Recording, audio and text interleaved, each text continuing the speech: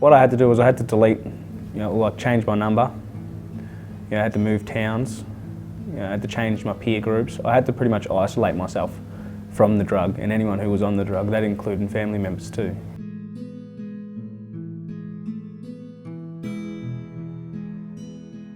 Some people out there have nobody, but I was very blessed to have a good family on both sides, that are there for me, that help me with my demons. Sometimes you relapse and you fall off the wagon, but you just got to, dust yourself back off and get back on, and start again. No one's perfect, we're all human, everyone makes mistakes, but it's okay to make mistakes, it's okay to lapse. Just dust yourself up and get back up. It's just, life's a blessing.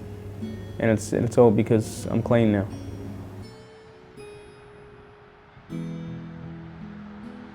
I'm Madass Health Department outreach worker. My role is to deliver medications to clients and advocate on their behalf when they go to see doctors, specialists and etc. My role as an outreach worker gets me out in the community every day. I see families that are affected by ice. Day in and day out. I've seen, the instances before they used to use ice and now the people that are using ice and just the change in people. We've already got problems, with drugs, with other drugs and alcohol and violence, and this just puts so much more pressure on families. The use affects so many people around them. It's not just them, it affects, their kids maybe, or, some sort of family member. Maybe the kid's got to go to school with no money or no lunch because they've spent it on ice, or, it can be cheap and it can be expensive, but at the end of the day it's still the same money. Well, they got to get the money from somewhere, so then it becomes a criminal justice thing then, so they're out thieving, they're out doing robberies, These kids have never been in trouble in their life and they're doing, holding up Red Rooster and all that now, and it's through ice. Well, I was using ice for probably about 2.5 years. That's including when I was with my first partner, the mother of my children, to about 7 months ago, sorry, when I met my beautiful new girlfriend, Koori.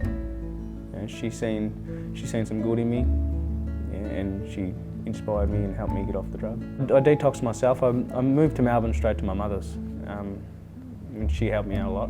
She set me up a room there. I slept for the first few days, and she put up for me for the first couple of weeks. I just detoxed myself and didn't do rehab at all. I had a lot of people that cared about me. It's just that I sort of lost a lot along the way with friends, some family, my children and my first partner. And I think I just needed that extra little push, because I wanted to give it up for my children, and I did a few times. But then relapsed again. But when Koori came along, it was just that extra little push that I needed. In the 3 years or 2.5 years that I was using, I relapsed plenty of times. Well, a relapse is more when you actually start using the drug again, instead of a lapse is more when you just do a night of it and then sober up and start again. But I think they get further apart, the distances between the lapses. And the last time I lapsed, I just dusted myself off, and just cleaned myself up, and just started again, held my head high. And when you've been on the drug, the come downs with the emotions and everything you feel, you get really down on yourself, and you can fall into a bit of depression. So the best thing to do is just shake it off.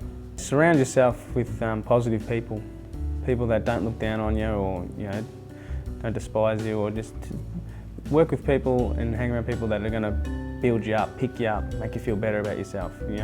Madass and fellow community organisations around town have gotten together and they've got forums happening. It's been highlighted, so it's in the paper, it's on the news, and I think that's the thing. People have just got to talk about it. Don't hide it under the carpet or whatever. Bring it, because people need to know. If you keep on talking about it, then people are going to think, well, you know, gee, I'm not the only one with this problem. So then they come forward. And so, you know, people after people then start coming, and then you'll have a, you know, you'll have a collation of all these stories, but they're probably all very similar stories, you know, of what this drug is doing to our community. And that's the thing, it's, you know, it's not just the one person or the one family's issue, it's the old town's issue. And I think that's, you know, that's the big key to it too. The old town has to get behind it. Once you just cut all the negative out of your life, there's only one way, and it's up, it's positive. Yeah, I'd like to take this time out actually to, you know, apologise to for my family and friends first of all, you know, for the things that I did do, and also thank them all for standing by me and sticking strong with me. You know, I really appreciate it. I'm so blessed to have all of you. I can speak from it, you know, personally as well. My children were on ice, you know. I didn't know what to do. It's because that's the thing, no one knows nothing about it, so I just didn't know what to do. And then he came home from one day and I just checked his arm and there was a trace mark on his arm. And I asked him what was that and he just blew it off as, oh, it's just a sore. And deep down I knew that it wasn't just a sore. So what I'd done is I just, like I said, I didn't know what to do. I just chucked him in the car and I took him and his best mate out of town for a week. And just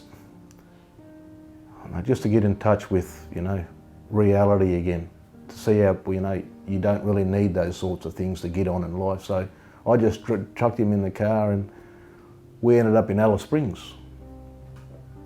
And, you know, it gave us plenty of time to reflect on, you know, what was going on. And I just thought, shit, well, I've got him out of that situation. I've got to take him back there now. And I'm a family man true and true. That's my #1 priority. So I don't care what happens after that. So I brought him back to Mildura. You know, sort of watched him a little bit more than what I used to because, you know, he's my son. And he turned himself around. You know, he's got a job. He's been in his work now for 3 years. He's bought his own home. The sad part to that is his mate that I did take away with him, he committed suicide when he came back.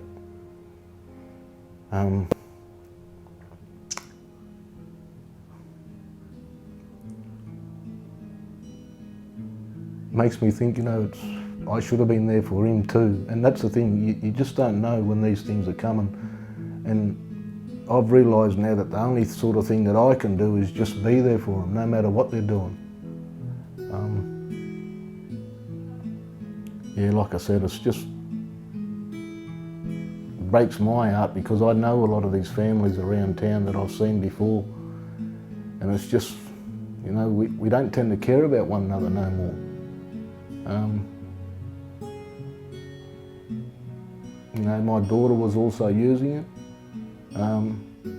And I think maybe one of the key aspects of this is you've got to be there for them no matter what. Because as soon as they realise no one's there, I think that's when they see that, well, there's no way out here, you know. I might as well just do myself in. So it's a fight every day, bros, you know. And I think the only way we can combat this thing is to do it together. You know, you can't do anything on your own. I'd say just put your hand up, you know, take the step, be brave, just lay it all on the line. You know, so there's help out there, you know. It's a lot harder to do it on your own in secrecy. You know, if you put your hand up and say, you know, I admit it, I have a problem, I need help, you know, you're going to find help. But yeah, never give up giving up. Yeah, get on board, Australia, get clean.